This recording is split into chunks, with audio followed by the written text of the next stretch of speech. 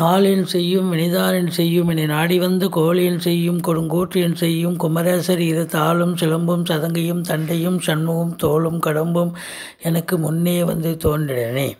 உலகமெங்கும் வாழ்ந்து கொண்டிருக்கும் ஸ்ரீ குபேரன் டிவி நேயர்களுக்கு சைதை ராஜாவின் அன்பான வணக்கங்கள்.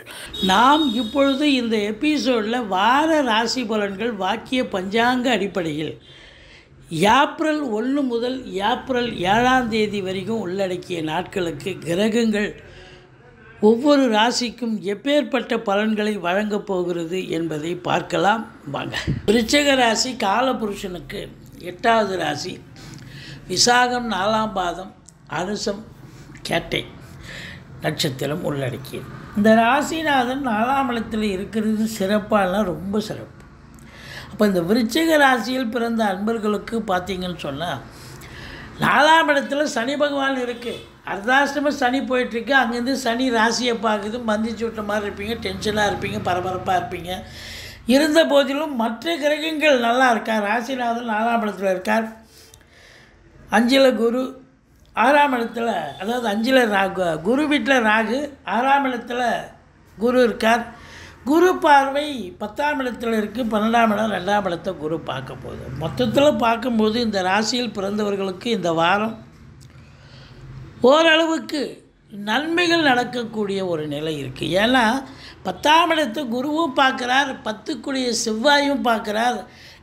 காரகத்துவம் பெற்ற சனி பகவான் இது கர்ம, அதாவது 10ஆம் இடம்னாலே அந்த இடத்துக்கு காரகத்துவம் சனி பகவான் தானே, அவரும் பார்க்குறார். அப்போ இந்த விருச்சிக ராசியில் இருக்கக்கூடிய இளைஞர்களுக்கு இந்த வேலை வெட்டி இல்லாமல் இருக்குன்னு யாரும் சொல்லிட முடியாது. அவங்க ஜனனகால ஜாதகப்படி அவங்க வேலைக்கு போகணுமா, இல்லை தொழில் வைக்கணுமா, தொழில் பண்ணணுமா, ஏதாவது ஒன்று இறங்கி கண்டிப்பாக செய்வீங்க, சாதிப்பீங்க.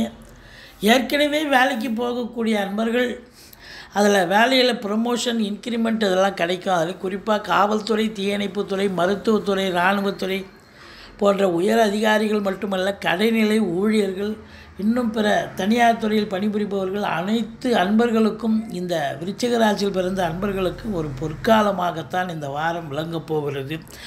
தொழிலில் ஒரு திருப்பு முனை, ஒரு மேன்மை, ஒரு உயர்வு, ஒரு முன்னேற்றம் கண்டிப்பாக கிடைக்கும்.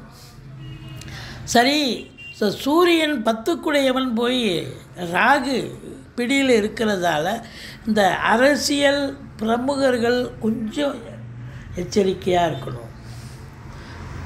அரசியல்வாதிகள் எச்சரிக்கையாக இருக்கணும். அரசாங்கத்தில் உயர் பதவியில் இருப்பாங்க பார்த்தீங்களா, ஐஏஎஸ், ஐபிஎஸ், ஐஎஃப்எஸ், அதற்கு நிகரான பதவியில் இருக்கும் அன்பர்கள், அவங்களும் கொஞ்சம் விழிப்புணர்ச்சியாக எச்சரிக்கையாக இருக்கணுங்க.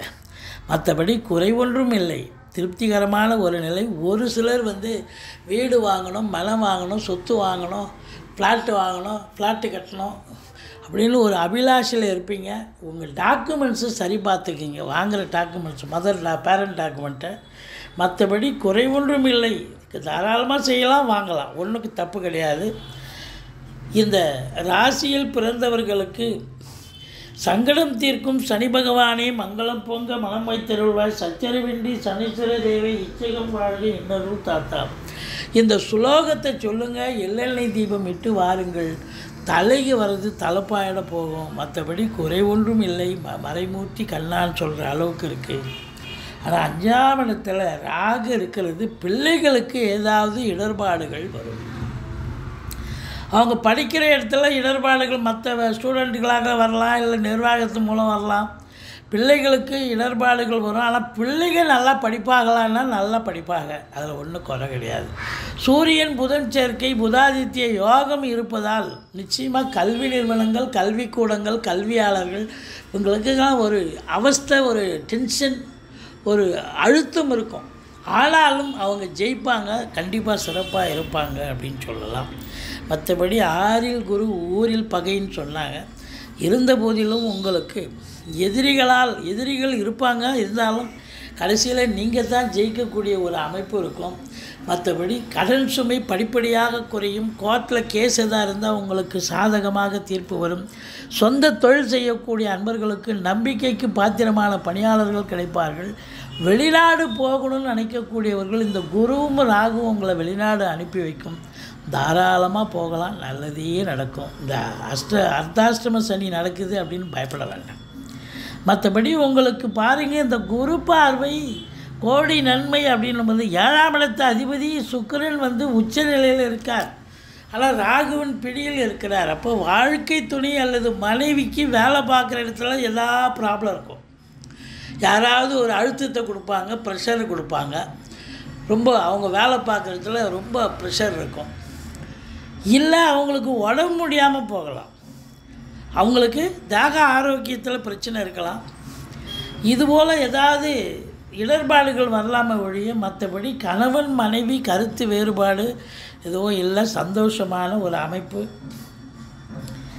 உங்களை பொறுத்தவரையிலையும் புதுசாக தொழில் துவங்குறதும் சரி, தொழில் உத்தியோகத்துக்காக முயற்சி பண்ணுறவங்களும் தாராளமாக செய்யுங்க, நல்லதே நடக்கும். அற்புதமான காலகட்டம். கலைத்துறையில் பணிபுரியும் அன்பர்கள் கொஞ்சம் எச்சரிக்கையாக இருக்கணும். இந்த லூஸ் ஸ்டாக்லாம் பண்ணக்கூடாது. போனீங்களா உங்களுக்கு வாய்ப்பு கிடச்சி தான் பண்ணிவிட்டு வந்துகிட்டே இருக்கணும். அதை இன்னொருத்தர்கிட்ட போய் சொன்னீங்கன்னா அந்த வாய்ப்பு இருக்கிற வாய்ப்பு உங்களை பறி கொடுக்கும். அதுதான் அங்கே இருக்கிறல. இந்த ராகுவோடு இணைஞ்சதால் என்னென்னா சில நேரம் பிரம்மாண்டத்தையும் கொடுக்கும், சில நேரம் ஒன்றில்லாமையும் பண்ணிடும். அதனால் எச்சரிக்கையாக இருங்க.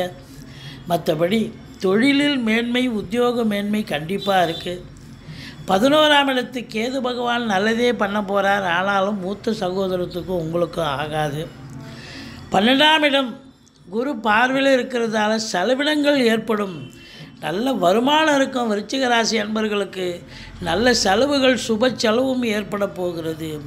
மொத்தத்தில் இந்த வாரம் விருச்சிக ராசி அன்பர்களுக்கு தொழிலில் மேன்மை, உத்தியோக மேன்மை, நல்ல பண வருவாய், பொருள் வருவாய், சுப செலவுகள். சுப செலவுனா சந்தோஷமாக இல்லை பண்ணுவோம். அசுப செலவு தான் மனசு கஷ்டம். சுப செலவு கடன் வாங்கி கூட செலவு பண்ணலாம். மற்றபடி குறை ஒன்றும் இல்லை. இந்த வாரம் நீங்கள் வணங்க வேண்டிய தெய்வம் துர்க்கையை வழிபாடு செய்யுங்கள், தட்சிணாமூர்த்தியை வழிபாடு செய்யுங்கள். வாழ்க்கை வளமோடும் நலமோடும் அமையப்போகிறது. ஸ்ரீ குபேரன் டிவியை பார்த்தமைக்கு நன்றிகள். மேலும் இது போன்ற தகவல்களை தெரிந்து கொள்ள ஸ்ரீ குபேரன் டிவியை சப்ஸ்கிரைப் செய்யுங்கள். மறக்காமல் பெல் ஐக்கானை கிளிக் செய்யுங்கள்.